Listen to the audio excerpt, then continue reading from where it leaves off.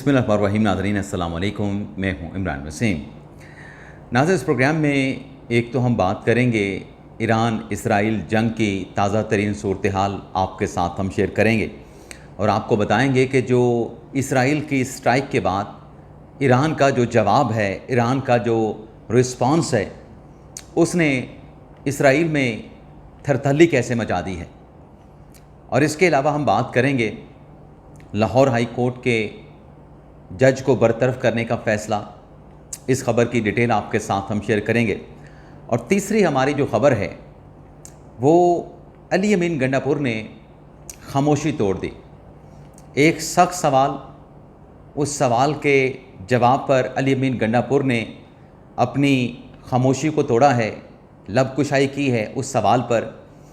तो इस खबर से अपने वीडियो लॉग का आगाज़ करेंगे, लेकिन प्रोग्राम का आगाज़ करने से पहले आपसे दरख्वास्त के चैनल को सब्सक्राइब कर लें, बेल आइकॉन का बटन प्रेस करें। वीडियो पसंद आए तो इसे लाइक और शेयर ज़रूर कीजिएगा।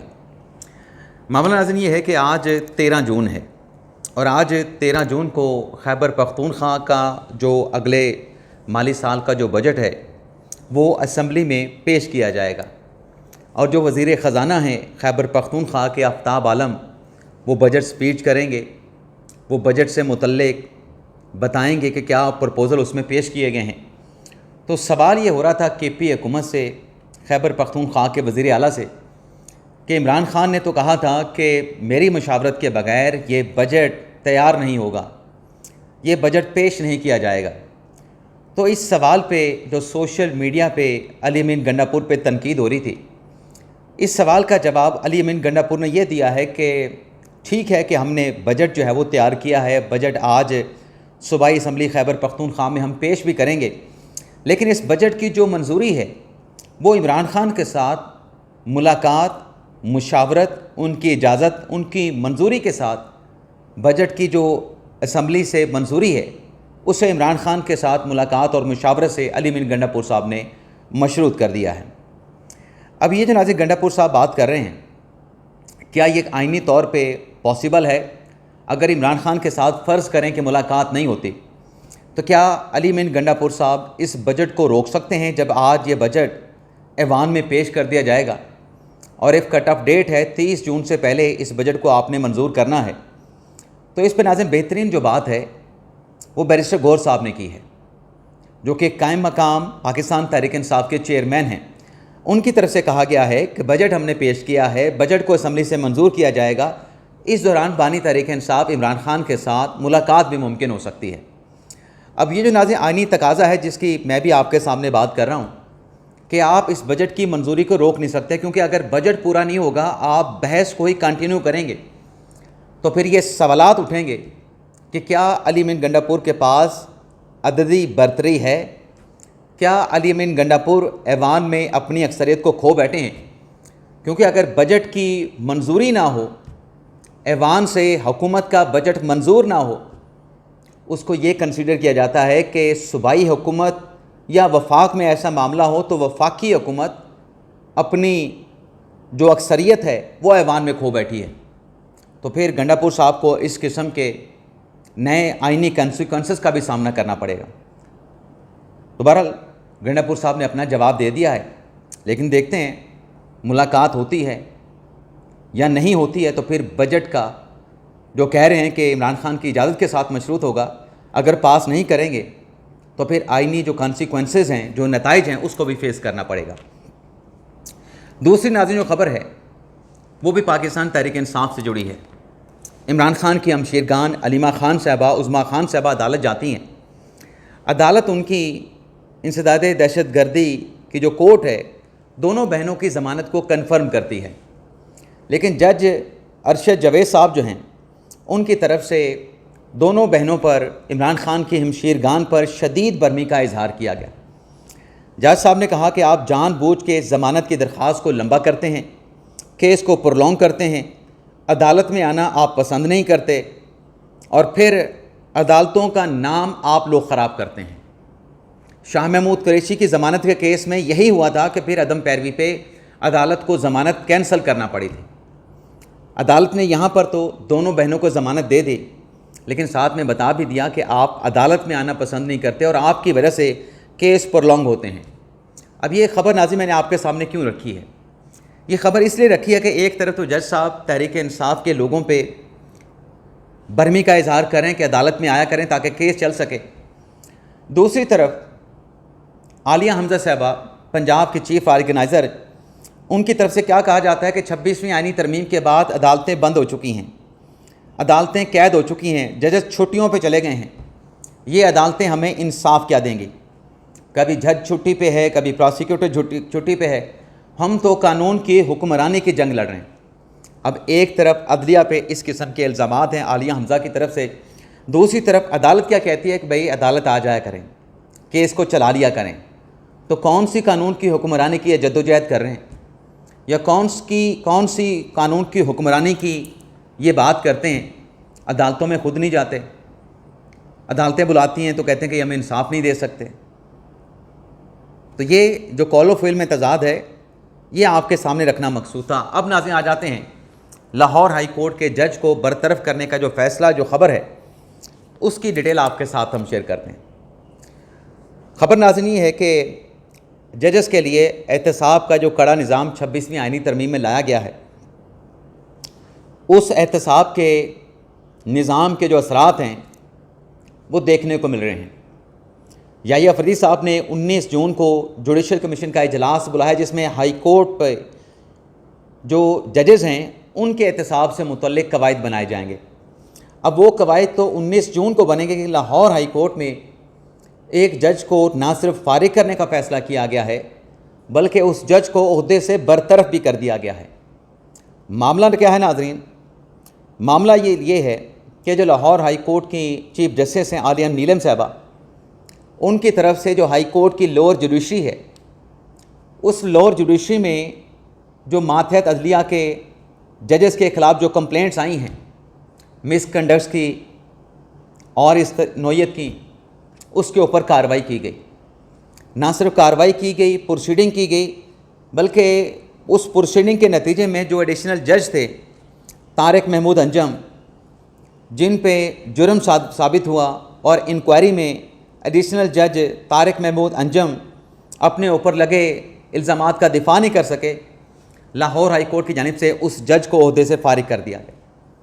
ना सिर्फ एडिशनल सेशन जज को ओहदे से फारिग किया गया, बल्कि इसके साथ साथ एक और सिविल जज थे, उस पर भी लगाए गए इल्ज़ामात, उनकी नौयत, उनकी शिद्दत ज़्यादा नहीं थी, लेकिन उन जज साहब को भी 3 साल के लिए उनकी जो 3 साल की जो सर्विस थी उसमें तनज़ली कर दी गई है, उनको डिमोट कर दिया गया है। और 6 जज लाहौर हाई कोर्ट की अदलिया के ऐसे थे जिनके ख़िलाफ़ लाहौर हाई कोर्ट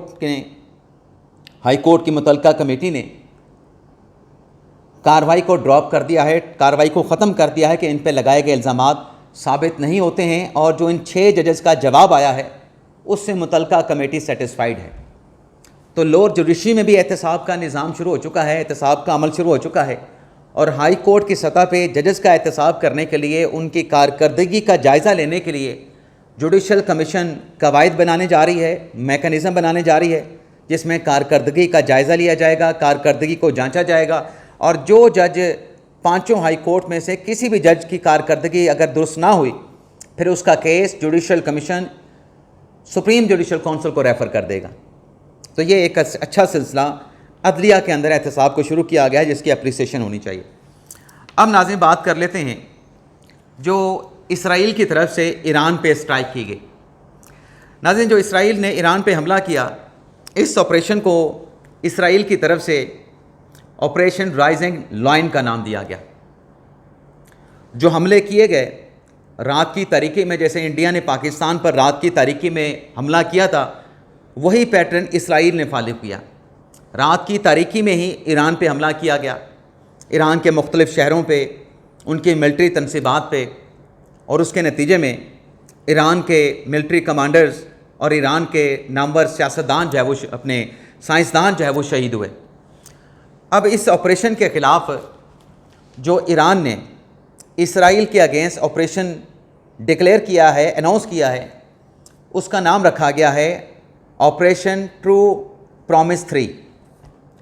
अब इस ऑपरेशन के नतीजे में अब तक नाज़रीन जो कार्रवाई हुई है उसमें यह है कि 5 मरलों में मुख्तलिफ जो साइट्स के ऊपर अहदाफ को इसराइल ने निशाना बनाया, उसमें 200 लड़ाका हथियारों का इस्तेमाल किया गया, 200 लड़ाका हथियारों को,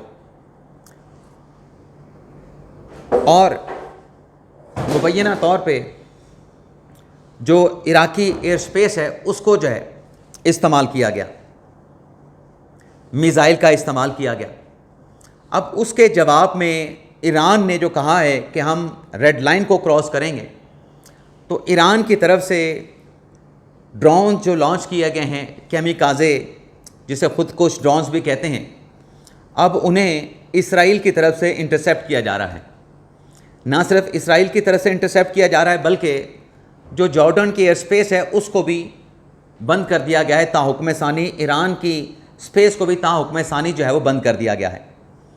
तो इस सूरत में जो ईरान ने अपने बैलिस्टिक मिसाइल के ज़रिए स्ट्राइक करनी है इसराइल में, उस स्ट्राइक को लेके, उस जवाबी कार्रवाई को लेके, क्योंकि ईरान ने यह कहा है कि हम रेड लाइन को क्रॉस करेंगे, और ये जो घिनौना जुर्म किया है ईरान पे हमला करके इसराइल ने, जिसकी पाकिस्तान ने मजम्मत की, और पाकिस्तान ने यह कहा है कि इस खुद मुख्तारी और सालमियत की जो खिलाफ वर्जी इसराइल ने की है ईरान पे हमला करके, ईरान आर्टिकल 51 अक़वाम मुत्तहिदा के चार्टर के मुताबिक जवाबी कार्रवाई करने का हक़ महफूज रखता है।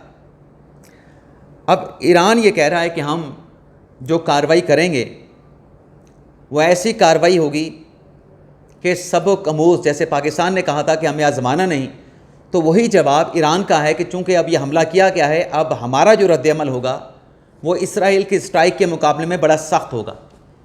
तो ईरान की इस अनाउंसमेंट, इस ऑपरेशन के डिक्लेयर करने के बाद अब इसराइल में ये खौफ व हरास है, ये थरथली मची हुई है कि ईरान कितना बड़ा हमला करेगा, इतना ईरान का रिस्पांस कितना सख्त होगा। तो ईरान की जवाबी कार्रवाई को देखते हुए, मुमकिन जवाबी कार्रवाई को, इसराइल में जो सेटल उनके शहरी हैं वो अब जो अशिया खुर्दनोश की जो शॉप्स हैं, जो सुपर स्टोर्स हैं, उनका रुख कर रहे हैं कि इससे पहले कि ईरान हमला करे और सूरत हाल गंभीर हो जाए तो हम अशिया खुर्दनोश जो है अपने घरों में ज़ख़ीरा कर लें, क्योंकि इसराइल की तरफ से कहा गया है कि ये जो जंग है ईरान और इसराइल के माबैन, ये 2 हफ्तों तक जारी रह सकती है। और ईरान की तरफ से ऐलान किया गया है कि हम रीजन में, मशरिक़ वस्ता में जो अमेरिका के बेसेस हैं, जो हवाई अड्डे हैं, उनको हम टारगेट करेंगे। तो ये एक सूरत हाल बनी है और बज़ाहिर ऐसा लग रहा है कि ये इराक ईरान जो जंग है, इसराइल ईरान जो जंग है, अगर ईरान का जवाब वैसा ही होता है जैसे उसने अनाउंसमेंट की है कि अमेरिकन बेसेस को भी हम टारगेट करेंगे, तो ये खित्ते के कई ममालिक को अपनी लपेट में लेगा। पाकिस्तान ने तो इसराइली हमले की मजम्मत कर दी और कहा कि ये ईरान की खुद मुख्तारी सालमियत के ख़िलाफ़ है, बुज़दिलाना हमला है। लेकिन भारत मुश्किल से दो चार है। भारत इसलिए मुश्किल से दो चार है कि इसराइल उसका इत्तेहादी है। यहूद हनूद जो इत्तेहाद है जिसकी पाकिस्तान हमेशा बात करता है, अब इसमें भारत के इसराइल के साथ भी ताल्लुक़ है, इसराइल के साथ तो दिफाई ताल्लुक़ है, भारत का ईरान के साथ भी ताल्लुक़ है। तो भारत के लिए मुश्किल ये है कि वो इसराइल को सपोर्ट करे या फिर ईरान पे इसराइली हमले की मज़ामत करे। लेकिन पाक भारत जंग के जो हक़ाइक़ हैं उनकी रोशनी में अगर हम देखें तो पाकिस्तान के ख़िलाफ़ जंग में इसराइल ने इंडिया को सपोर्ट किया। इंडिया में कुछ इसराइली ऑफिशियल्स आए भी, मिलिट्री ऑफिशियल्स, और फिर इसराइली साख्ते कैमिकाज़े ड्रोन के ज़रिए इंडिया ने पाकिस्तान पे अटैक भी किया। उन ड्रोन्स को पाकिस्तान ने न्यूट्रलाइज़ किया, उनको तबाह किया। तो कहने का मकसद ये है कि जब पाकिस्तान के ख़िलाफ़ जंग में इसराइल भारत के पीछे खड़ा था, तो आज अगर इसराइल ईरान पे हमला कर रहा है तो भारत मुश्किल सूरत हाल से दो चार तो है, लेकिन अल्टीमेटली उसको ईरान के साथ ही जाना पड़ेगा। लेकिन आप यहाँ पे इस इत्तेहाद को देख लें, यहूद हनूद इत्तेहाद का, कि गज़ा में जंग बंदी की करारदाद, मुस्तकिल जंग बंदी की करारदाद पेश होती है, और उस करारदाद को जो लोग वेटो करते हैं, जो ममालिक उसकी मुखालफत करते हैं, उसमें भारत भी शामिल होता है। बाकी ईरान ने हमला करने का भी कह दिया कि हमारी जो जवाबी कार्रवाई है बड़ी सख्त होगी, लेकिन साथ में ईरान ने सलामती कौंसिल का इजलास बुलाने के लिए अक़वाम मुत्तहिदा से भी कह दिया है कि ये जो चार्टर, UN चार्टर की इसराइल ने खिलाफ वर्जी की है, इस पर सलामती कौंसिल का इजलास बुलाया जाए। तो ये नाज़रीन इसराइल ईरान जंग के हवाले से अब तक के अपडेट्स आपसे इजाज़त चाहते हैं। अल्लाह ताला हम सब का हामी नासर, अपनी दुआ में याद रखिएगा। अल्लाह हाफ़िज़।